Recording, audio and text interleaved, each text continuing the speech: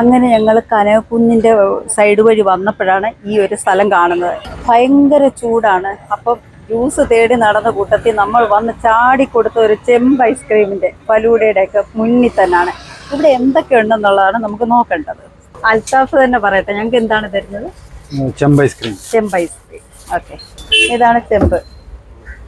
ഇത് മാംഗോ ഐസ്ക്രീമാണ് നമ്മൾ ഫസ്റ്റ് ഇട്ടത് അല്ലേ? ഫസ്റ്റ് ഇട്ട മാംഗോ ഐസ്ക്രീം, പിന്നെ ബൂന്തി, പിന്നെ കോൺഫ്ലെക്സ്, പിന്നെ നട്ട്സ്, ഫ്രൂട്ടി, പിന്നെ കപ്പലണ്ടി, പിന്നെ ബട്ടർസ്കോച്ച്, പിസ്ത ഐസ്ക്രീം, സ്ട്രോബെറി.